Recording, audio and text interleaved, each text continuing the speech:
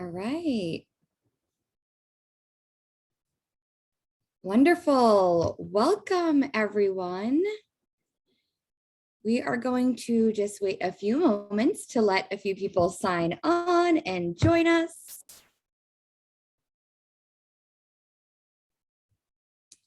All right. Good evening.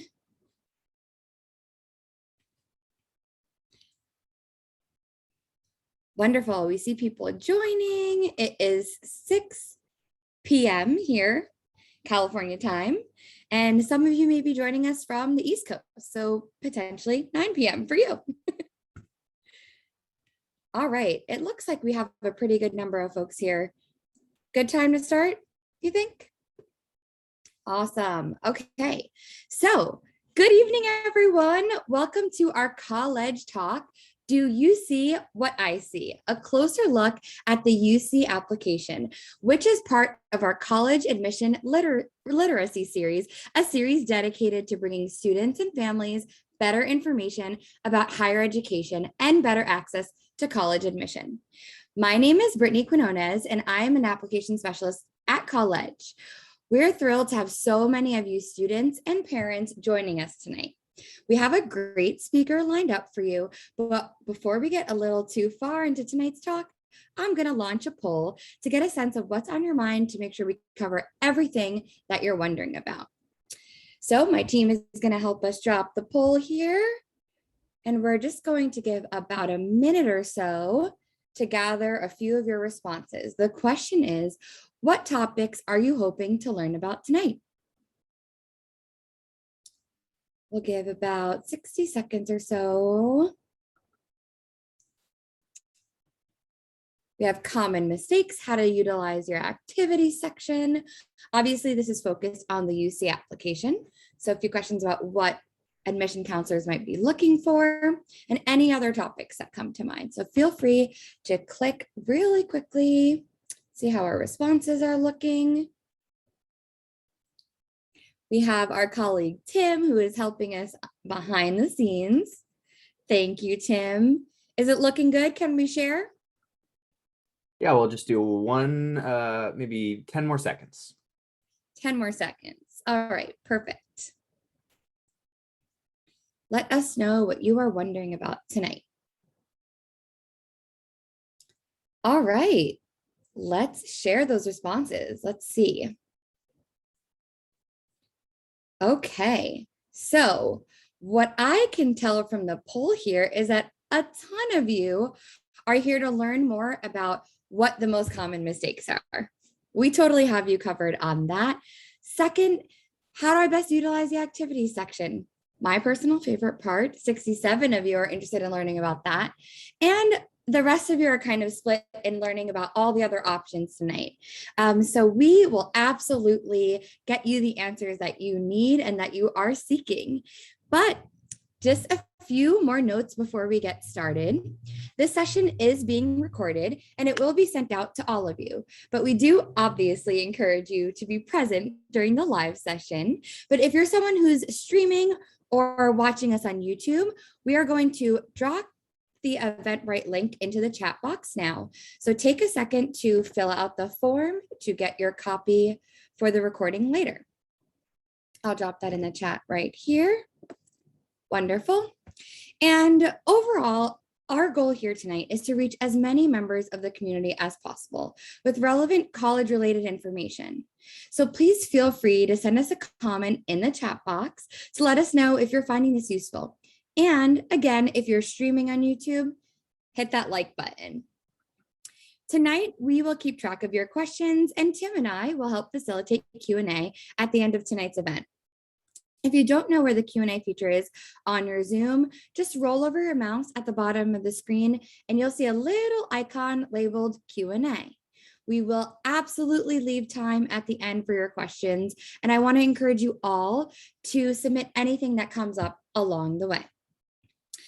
Let's go to the next slide, and what we're going to do, since it was the top thing that many of you were interested in, and we kind of knew that in advance. So we're going to share a few tips and tricks as we warm up here. So the first one that we like to share, or that we see most often, is inaccurate course entry. This is super important. You'll hear a little bit more in a bit about how important transcripts are in the process, but they do make up nearly 50% of admission decisions. So you're ultimately going to have to transcribe your courses exactly as they appear. And we always encourage you to triple check them. It's the number one mistake that we see. So the second piece, you're all curious about activities and awards. That section, you'll have 20 spaces to actually submit information on anything you've done in and outside of school. We always encourage students to use all of the space. So this is your time to shine. Bragging is totally okay. The third piece here are personal insight questions that you'll learn about on the UC application, AKA PIQs. You'll have 5 opportunities to share a little bit more about yourself, but you will want to start drafting up some thoughts in a separate document, most likely, and then populate that into your application. But again, we want to make sure that you're using that space, planning your time wisely. It's a bit of information to include. The fourth piece here, lastly, is a lot of students wait until the very last day to submit their application.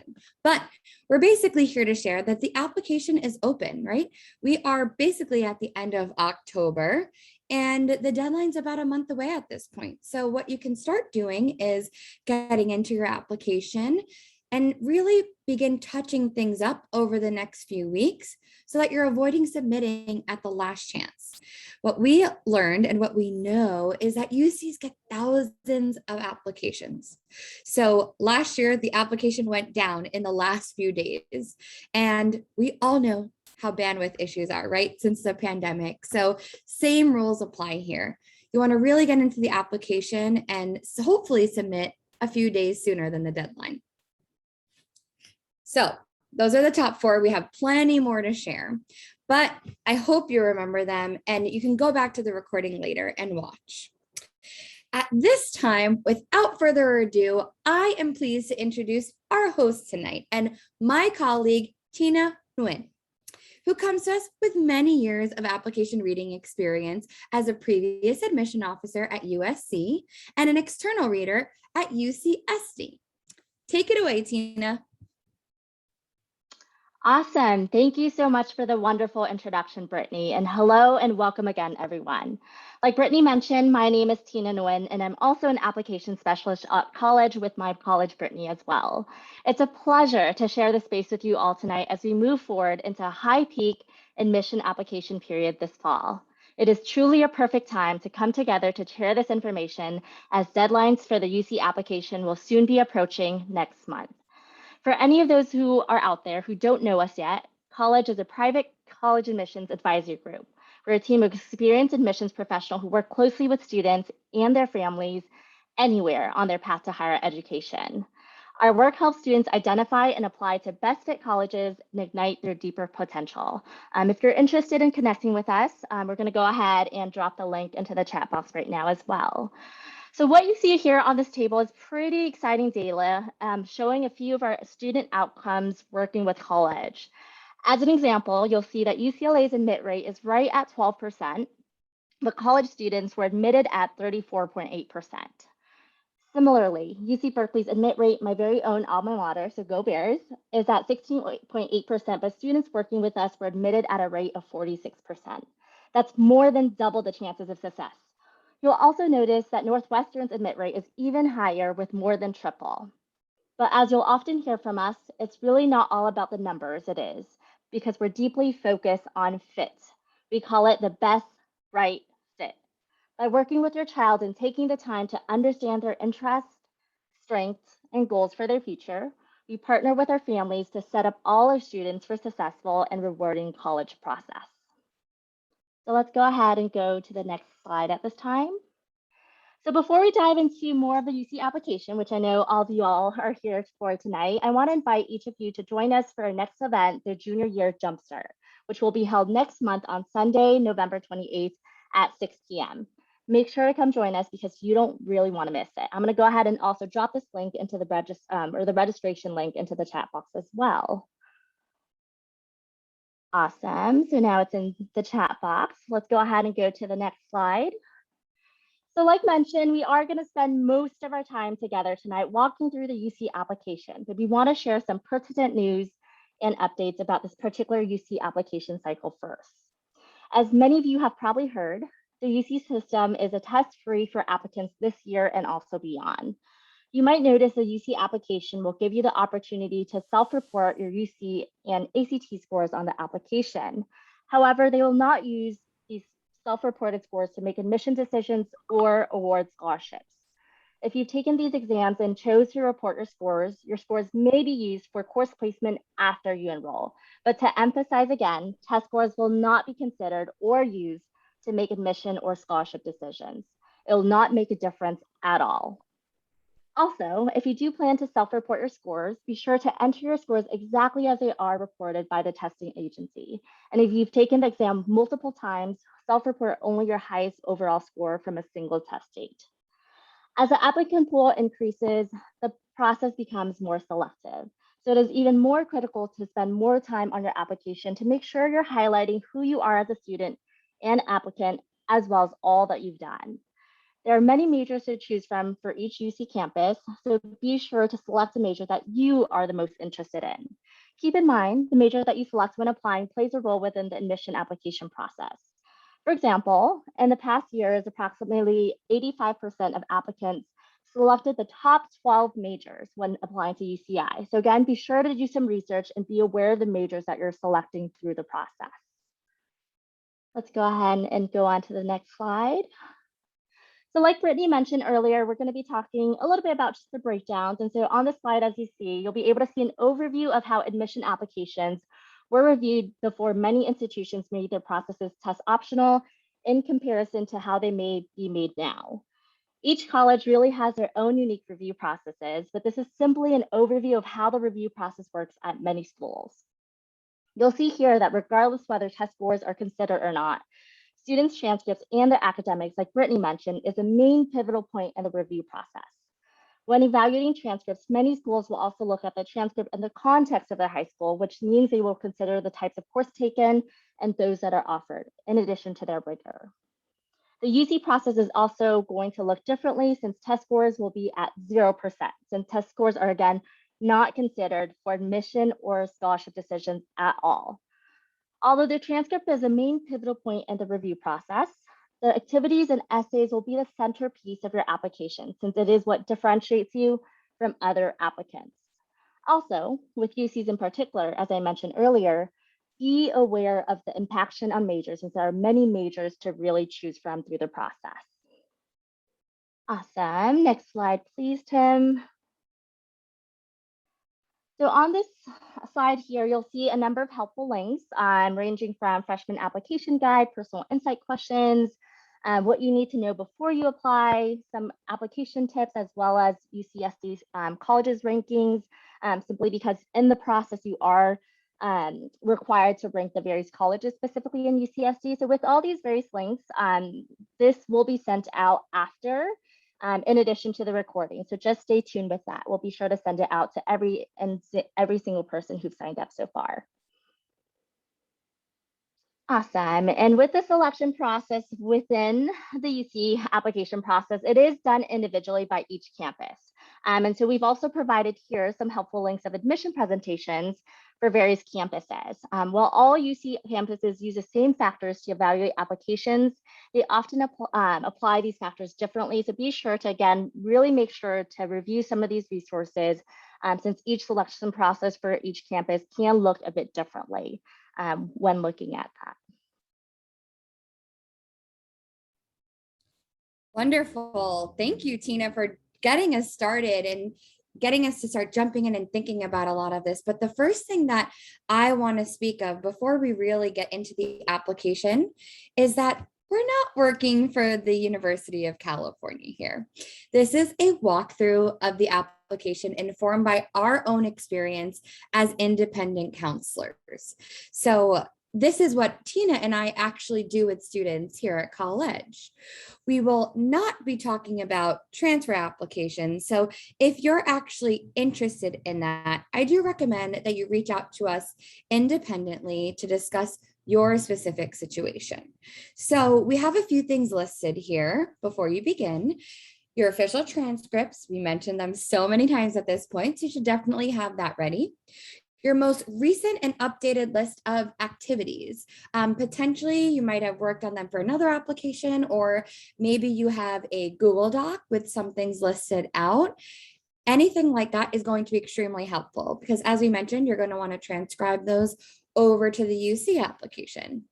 Let's see, another one that we also recommend is actually separating and starting a separate Google Doc for you to collect all of this information, get it into a place that you really want it to, and then transcribe it over. Another thing is having your essays ready to go. I mentioned PIQs at the beginning. Quick correction, there's 4, not 5. So 4 personal insight questions. You're going to want to also, work on those and transcribe them later. And then parents, I'm sure we have parents on this call. You're going to have to submit a bit of information, your profession, your level of education, graduation year, household income, contact info. All that information is also requested on the application as well. And then the last piece there is your social security number. So if you do plan on applying to financial aid, you will be asked to provide that as well. And those are our quick checklists, and you will receive this list again with the recording after as well. So are we ready to get started, Tina? Yes, we are. There we go. All right. There we go. Awesome. Yes, we are ready to get started and to really walk through the UC application. So at this time, I'm going to go ahead and switch over to my screen share to be able to showcase the UC application and again, walk through the application with all of you. So 1 second as I switch screens, and here we go. Is everyone able to see my screen at this time? Awesome. Thank you, Brittany. Appreciate that. Cool. So again, the goal for tonight, now that you've walked, we walked through and you've had a chance to kind of get to hear a little bit about the overview and just really the highlights and of course, the things that you need to have prior to submitting and completing your application for the UC process. The goal for tonight really is to give you a brief tour of the UC application. We'll walk through each section pretty quickly, but I'll give you an overview and at least a sense of how to best prepare and navigate these next steps. Earlier, we mentioned a few common mistakes, so we'll definitely be sure to touch on those again as well. But by the end of this presentation, we're really hoping that you'll feel confident in taking the knowledge and information that you've learned to fill out the UC application on your own in preparation of submitting by the end of November, which is just a month away. While our overview will be quick, you'll want to make sure to set aside at least 3 hours to fill out the application. It's really a lot more time than you think. The first step as you're navigating this process is that you'll want to go ahead and create an account with a login email and password that you'll need to access each and every single time. I've done that part already. As you can see here, I'm logged into my UC application, and I've also selected some of the UC campuses that I'm also interested in applying as well. And so once you've gotten to this point, this is what you would be able to see in terms of the application process. Something to note here is as you're working on the application, it will log you out every 45 minutes. So again, just make sure you're saving as you go so that way you're not losing any misinformation as you're working through the process. So with the application, this is the platform and portal that you'll see once you've created your account. On the right-hand side here on this tab, you'll be able to see all the different sections that are a part of the UC application. So you'll notice that there's the About You section, campuses and majors, academic history, test scores, activities and awards, scholarships and programs, personal insight or PIQs like Brittany mentioned, and also the review and submit process as well. And so in terms of these tabs, it kind of helps you identify the very specific sections that you have. You'll notice that as you start and continue to work through your application, this check mark that you see here pretty much denotes that you've completed that specific section. So with the About You section, like Brittany mentioned, when it's important to make sure that you have your parents' information, your social ID number, things like that. That all that information is going to be relevant specifically in the About You section, where you're including your general information, personal information, family, parents, and all of that. With this second tab with campuses and majors, this is where you'll be able to, again, select the campuses within the UC system that you're looking to apply, as well as to declare or to elect which majors you would like to and are interested in applying. And so going back to what we had discussed in terms of majors, really make sure that you're being mindful in regards to the specific majors that you're choosing and of course are applying to. You'll notice that as we walk through the application here, for most campuses, it'll allow you to select a major as well as an alternate major. For some campuses like UC Berkeley, it does not offer alternate majors, so you don't have that capability to. But again, for the most part, you're able to select both a first and second choice major, or a first choice and also alternate major specifically. So as you're navigating this process, keep in mind to really make sure to do your research. So don't simply select and apply to a specific campus or major that you do not and would not see yourself being happy with, since this is really that next chapter for you.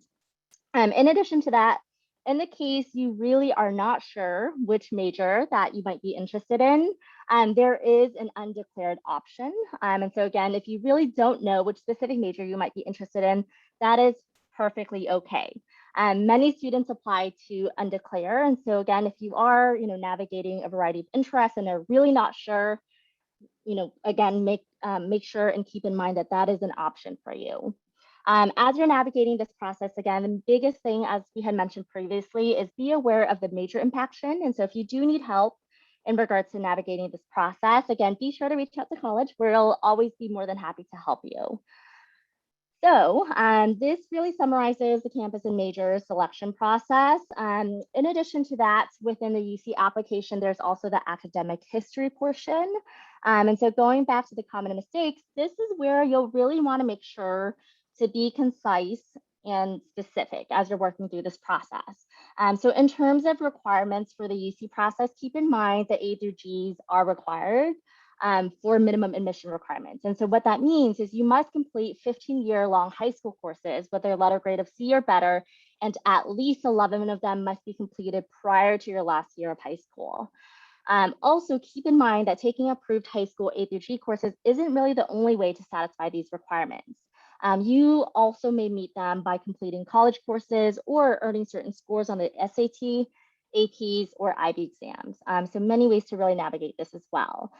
So when working through this section, some things to highlight in terms of the academic history, you'll have the opportunity here to be able to input any high school level courses that you've taken in middle school, such as, like, for example, algebra or geometry. You have the space to do it in here. When working through this section specifically, it is really important to make sure you're working through it chronologically, simply because you'll first need to input the schools you have attended prior to being able to input your courses and grades.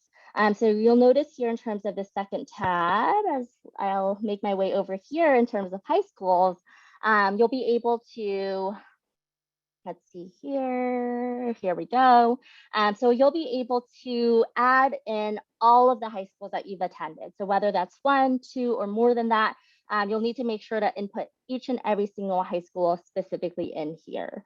Once you've done that, that's when you would be able to move on to add your specific courses and grades into your respective grades. And so 9th grade, 10th grade, 11th grade, and so forth.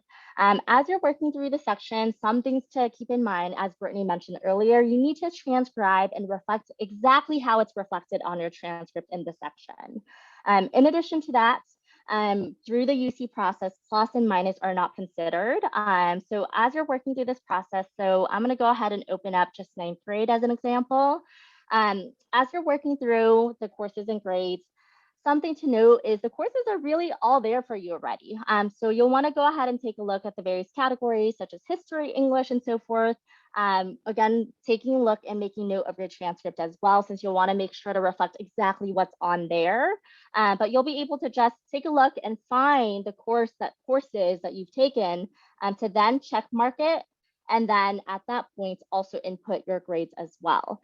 In the case where if, let's say, you took world history and that was only a 1 semester course, if that was the case, what you would just need to do is, let's say you only took it in the fall semester, for that second semester, since you didn't take world history, what you would just want to do is just elect no, which means if you go up to the quotes here, no just means you didn't take this specific course or received a grade for that term. So many ways to be able to kind of work through that process as well.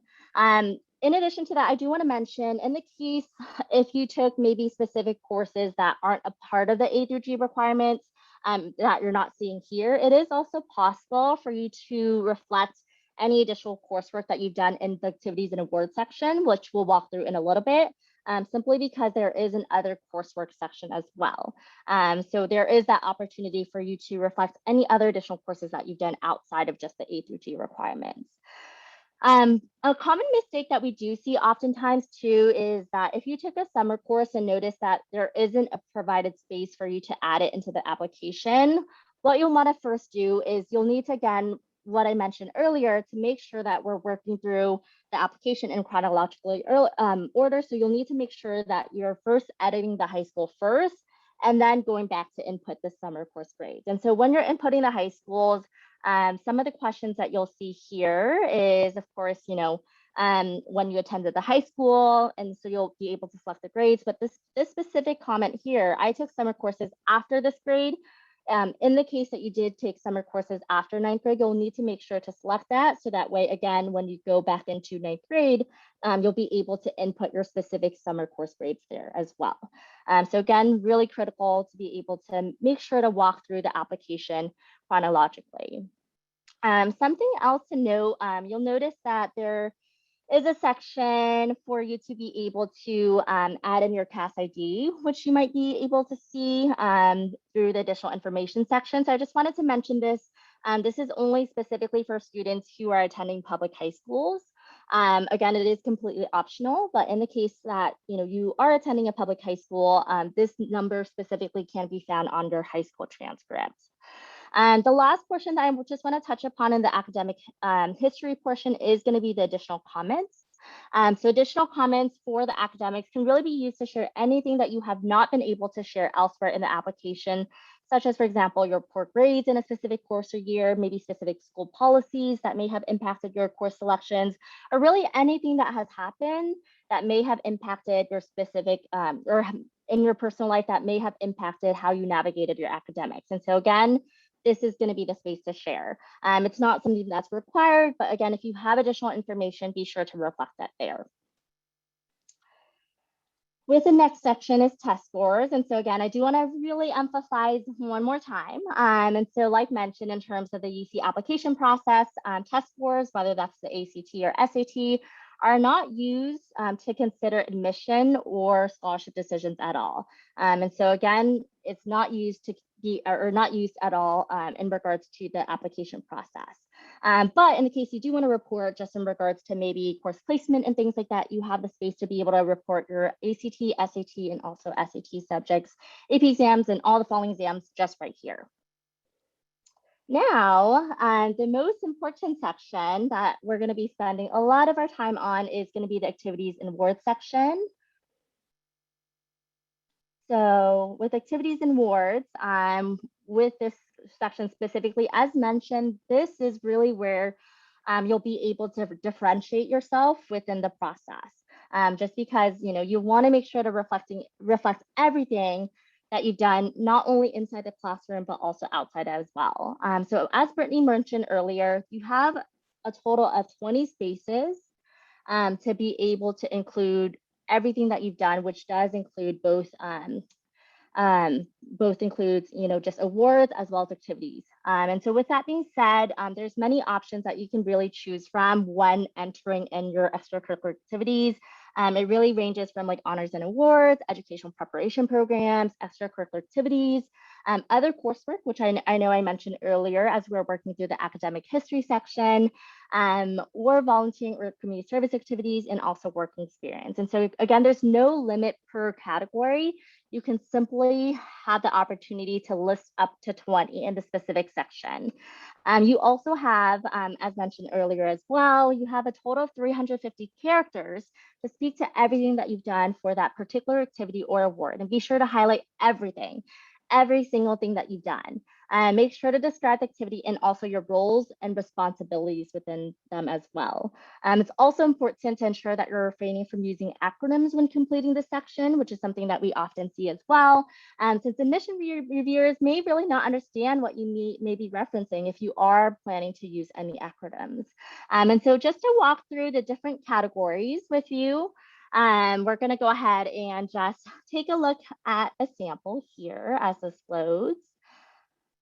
So that way you can see the various different prompting questions that you might get pertaining to the different categories. And so if you're electing awards or honors, you'll need to make sure to reflect the award or honor that you've received. You'll also need to elect the level of recognition, the type of award, when you received it, and then you have, again, space to be able to speak to the eligibility requirements for the award, as well as what you did specifically in your process to be able to obtain and also achieve that award as well. And so again, 350 characters total. If you're electing an educational preparation program, this may range from like Upward Bound, TRIO programs, things like that. You'll have the opportunity to talk about the program specifically, as well as, again, making note to when you were involved, as well as how much time you spent in the program as well. So this relatively is going to be the same for each and every single category. It's these prompting questions that might look differently between each and every single category. If you're electing extracurricular activity, you also have the space to be able to talk about what you did in the specific organizations as well. You'll want to make sure to note, like, if you had specific leadership positions or maybe leadership roles, you'll also want to make sure to note that there as well in terms of the application process. If you elect other coursework, you'll have space to be able to talk about the course in addition to again, just selecting when you participated in the specific courses, the amount of time that you put in, and all that as well. And a couple more: volunteer and community service. With this one specifically, you're going to go ahead and have the opportunity to not only talk about what you did, but you also have the space to be able to describe your specific organization or program as well. And then last but not least, if you had any work experience, that is a place to be able to go into here as well. And so you'll be able to talk about the company or organizations, and then again, your job responsibilities. There's also space for your job title. And then of course, again, the amount of time that you've contributed here.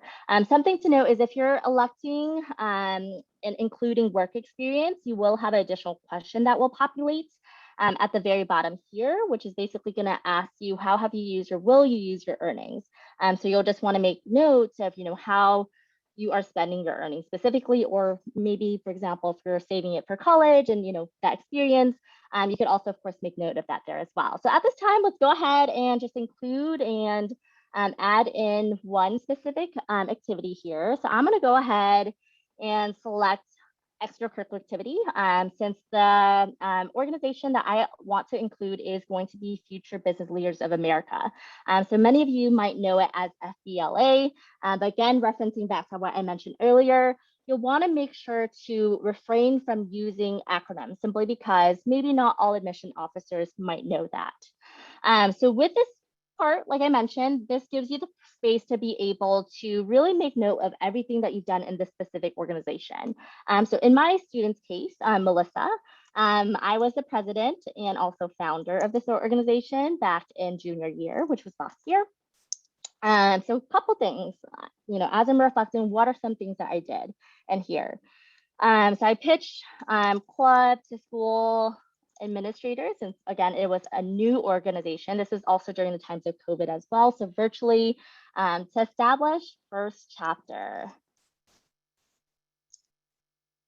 Advertise. I also advertised the first recruitment campaign as well to be able to recruit members, with 33% student to membership conversion.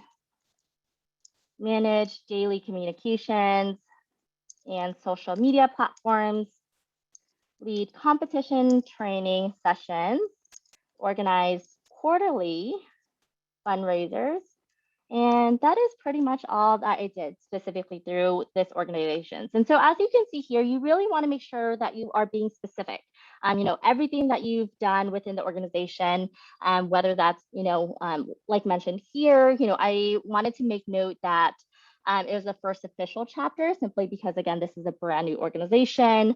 I was also able to get some data points to know that in terms of the recruitment campaign, there was about 33% of students within the student body that we were able to commit to the organization.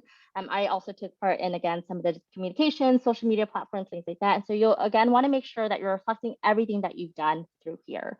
Also, make sure to spell check. As noted here, I had misspelled organize earlier, so that's also important. With this, I did it in 11th and 12th grade. And in terms of the commitment, I would say this is, again, is just an estimate, so it doesn't have to be super exact. I would say maybe, I had club meetings, had some board meetings, and also had some training sessions and things like that as well. So I would say 5 hours per week. And then in terms of the weeks spent per year, probably more or less around 30. So once you've inputted all that, that looks good. You'll want to, again, make sure to save and continue, simply because you'll want to make sure to save your work each and every single time that you're inputting this. Something to note, so let's say I just added this FBLA, Future Business of America, and in terms of the ordering, now that I'm reflecting and thinking back, I actually want to move this up from 16 all the way to maybe extracurricular 5. And the reason being is simply because with this specific activity, I feel like it really highlights my leadership in terms of my positionality as being a founder and also president.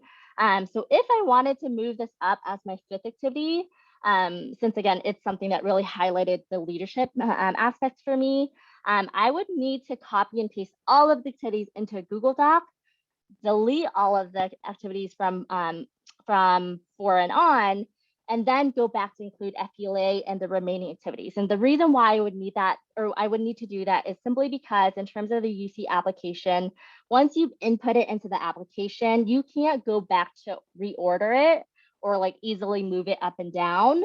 You would really need to make sure to delete everything and then again, re-input everything. And so with that being said, this is why we would highly recommend formulating your activities and also awards first in a Google Doc, while also considering the ordering first as you input them into the UC application, simply because, again, there is no easy way to be able to reorder it once all of that is inputted into the UC application.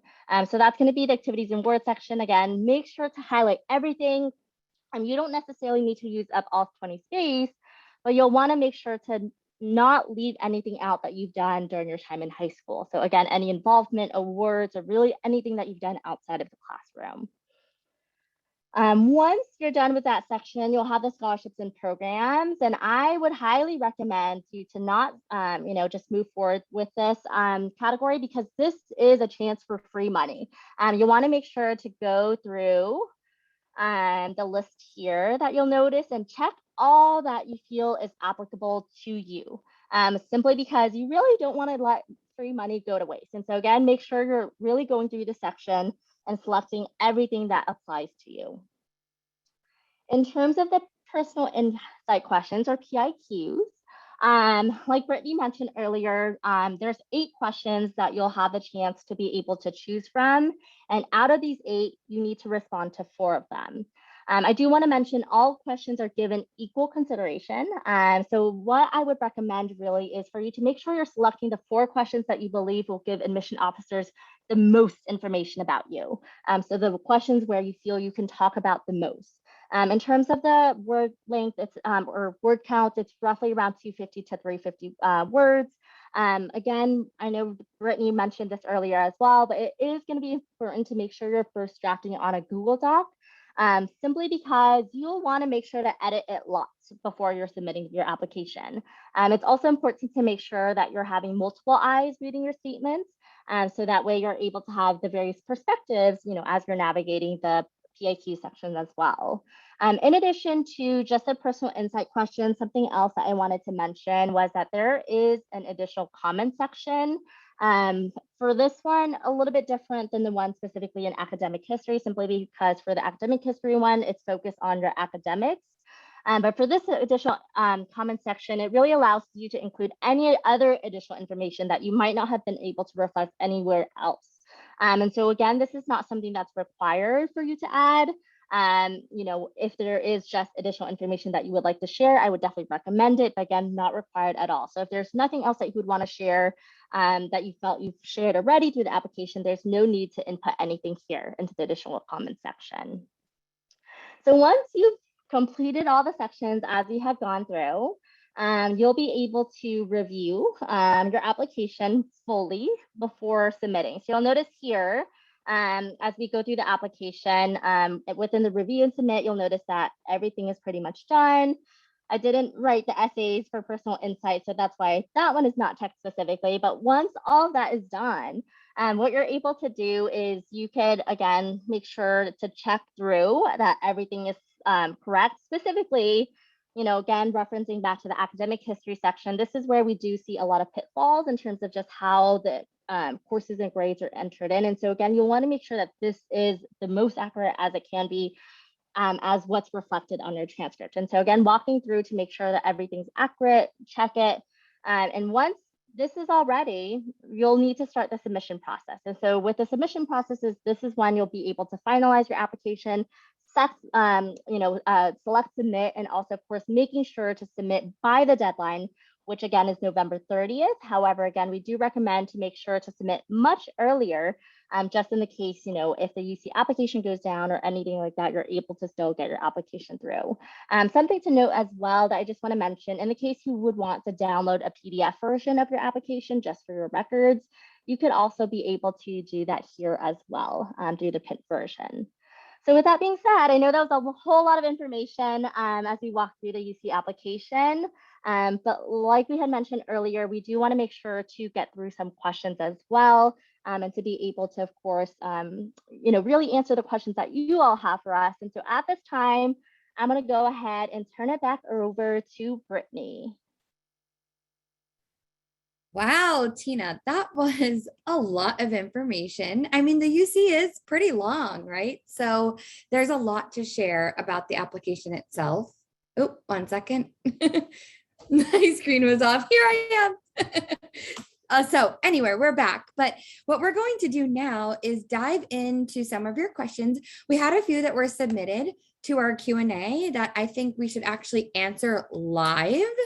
So we're going to try to get that as time allows, and we have a good amount of time here left. So first question here I have, and let's see. Tina, you went over the academics, right? We talked a lot about that section. What would you do if the course you took was honors and it does not show on the list? Yes, good question. So that is a very specific question, but also a great question as well, simply because we do want to make sure to be specific, as we had mentioned, especially with a section or with the academic section, I mean.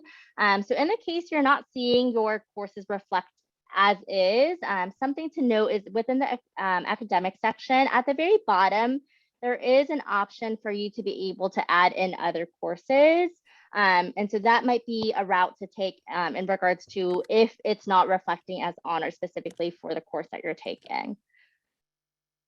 Is there anything else that you would want to add as well, Brittany? Any thoughts in regards to that? No, I think that's great. I think, as we mentioned, it's really useful to do a triple check of this section. I think Tina and I have both been helping students now. It's application season, right? And we might have gone through it once with the student pretty quickly in a session, but we like to go back to that, right? So we want to make sure that you can actually go back and triple check everything there. All right, so to add to, I guess the only thing that I would add really is it does depend on how schools report, right? One of my favorite things about the UC app, especially as compared to the Common App, which some of you may also have worked through, is that UC does have the options already up and available for you because your school reports them, right? So it does depend on how your school also reports that specific course. Sometimes the transcript shows it as honors, and sometimes the app does not. So it's a bit of triple checking. But again, this is when it could be useful to have someone else, right, help you through the application process as well, to have another set of eyes on it. All right, next question here. Do the UC apps require letters of recommendation? Can you help us understand that, Yes, Tina? of course. So UCs do not accept or read letter of recommendations at all. So it's not something that's being considered within their process. As mentioned earlier, yes, a big portion is going to be the transcript. But in addition to that, what they're taking a look at really is going to be the activities and awards, which really allows you to stand out in that case, to really be able to reflect everything that you've done, as well as, of course, the PIQs. But no, there's no letter of recommendations at all for this process. Awesome. I'm sure that's a relief for lots of students.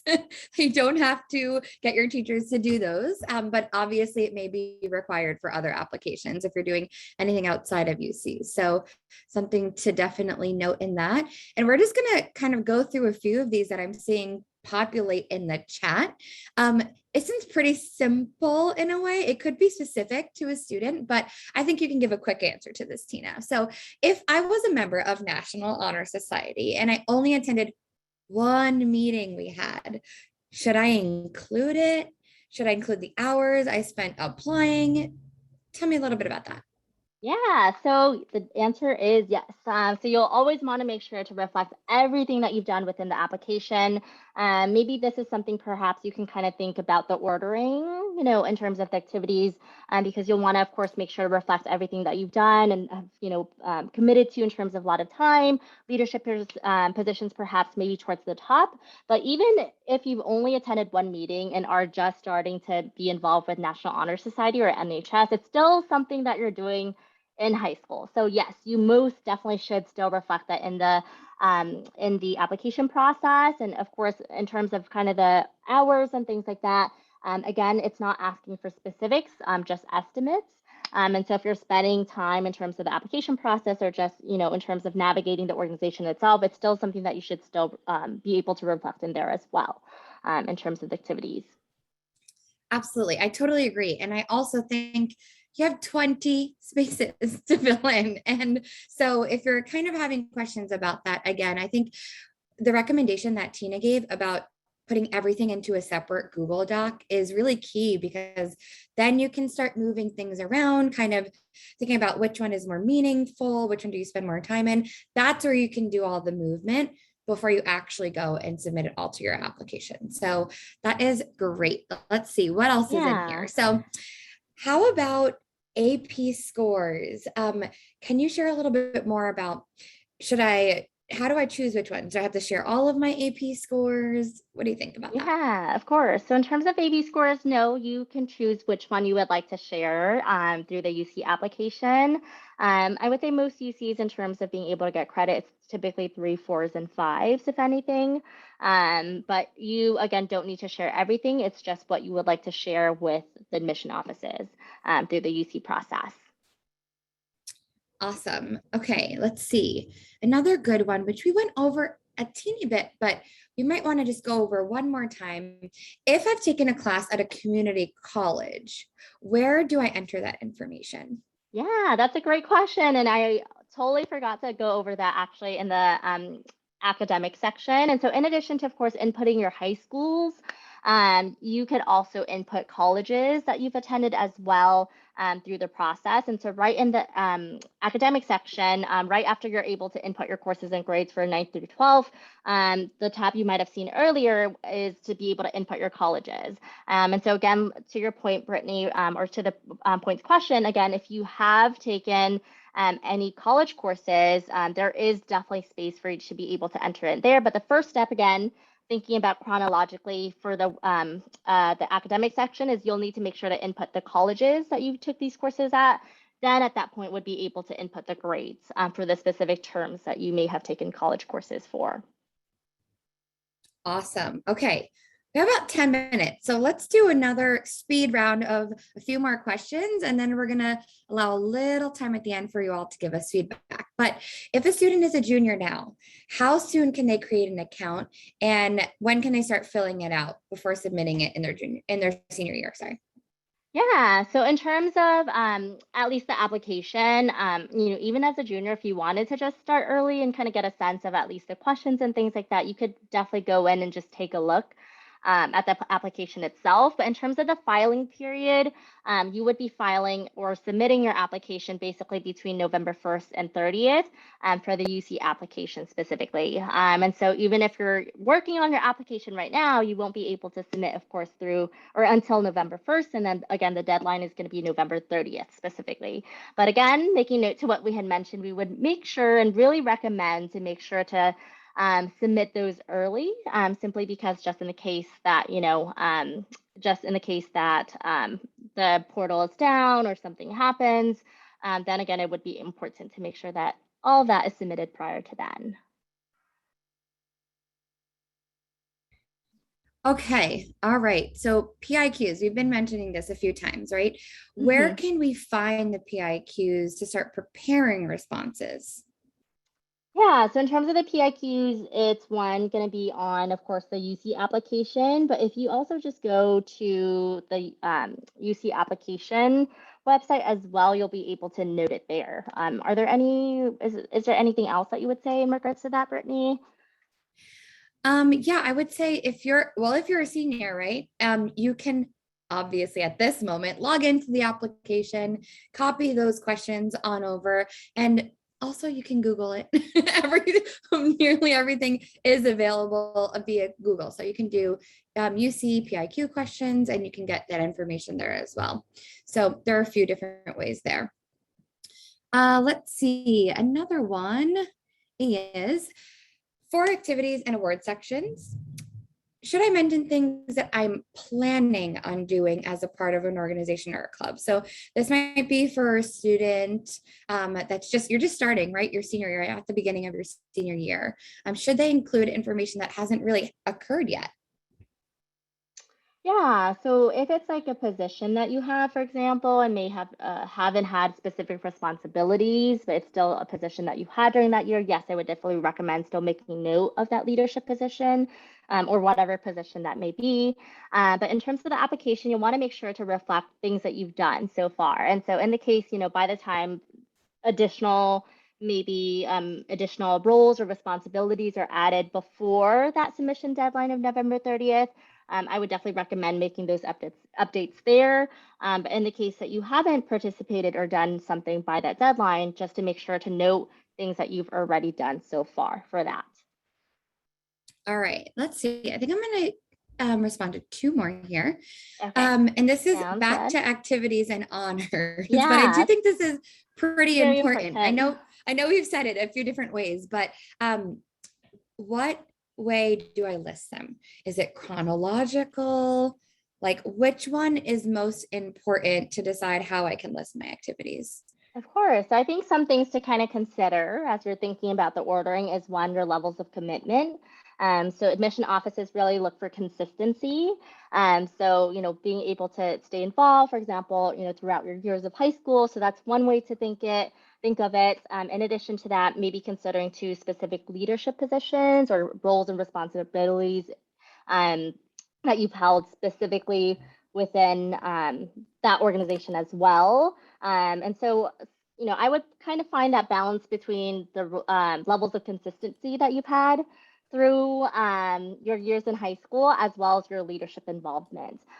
Something else to note, I think we had mentioned it earlier, as well as in terms of how meaningful it is to you.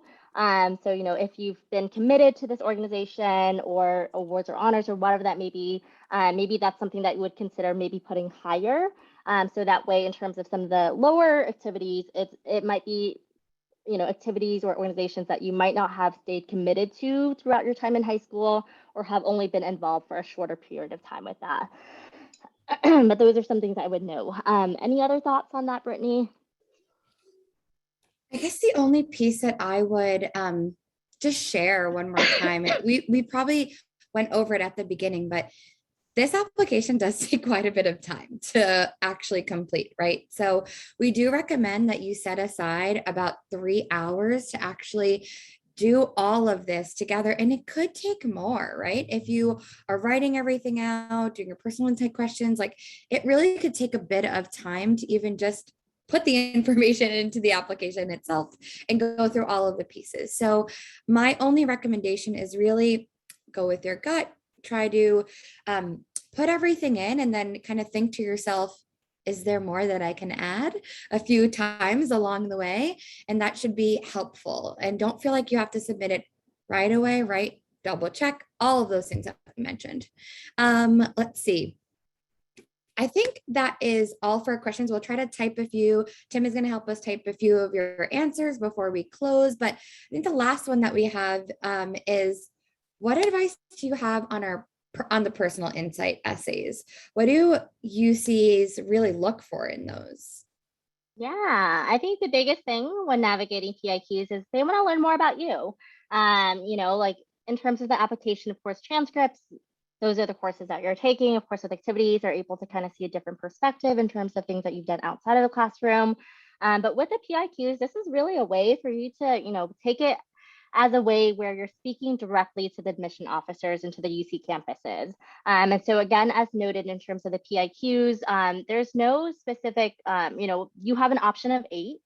You can choose 4 of them, but there's, they're not weighing one more heavily than the others. And so you want to make sure to select the ones that might feel the most relevant to you, as well as, of course, the ones that where you feel you could really speak about yourself in regards to the application process. And so that's really what they want to know. They just really want to learn more about you as an applicant, to really put a story to who you are as a student as well. And so I would just say, be able to reflect, again, make sure to revise. That's going to be a huge thing when working with statements and also PIQs. So that way you're having many and multiple edits through the process as well. Awesome. I think that's really helpful. And I think it's pretty important because as admission counselors, we really want to admit you. I know it sounds funny, right? But like, we love to hear more about your personal stories and your background. And that's actually what makes us really love our jobs. I'm not speaking for all of us, but most of us really love to get to know students, right? And learn more about the whole story. Of course, we said the transcript is 50%, but all the rest of the 50% is also really important to the process. So the last thing that I would add to that is we also have an essay webinar that's available. So if you go back and find us, our Colledge account on YouTube, you can go back and watch a few of our other workshops similar to this, and there's one on essays there. So I'll kind of close us out by just saying thank you again. If you do have additional questions, again, I highly recommend that you contact us. I'll also share our website. Give me a moment here in the chat. That is our Colledge website. So you can contact us there directly if you have any additional questions that were not answered or more specific questions as well. But we appreciate you attending. I want to make sure that all of you are getting access to our wonderful free community resources. So you can also follow us on Facebook. And if tonight is helpful, you can also share it with anyone else that you think could benefit from the information.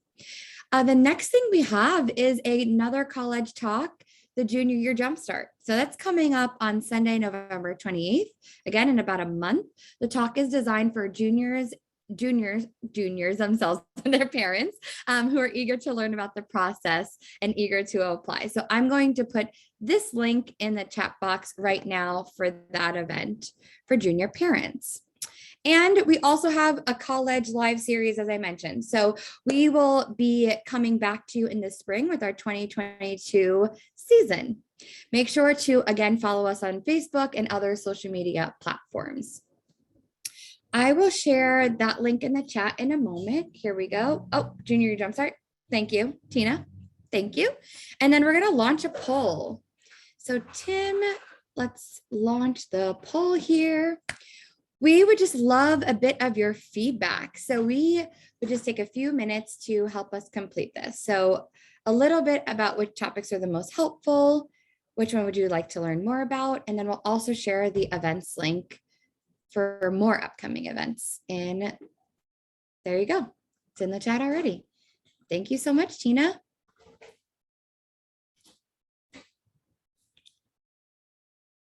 All right, I think you're on mute, and we will close out with a few final words. Awesome. Thank you again, Brittany. And so again, like Brittany mentioned, as a group, we're really just trying to reach as many families and students as we can to provide more information and really better access to college.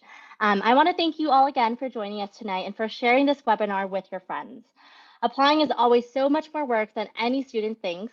It'll be when they come to the table. And so we're really just grateful for all of you for sharing the space with us tonight to soak up all this great information about the UC application.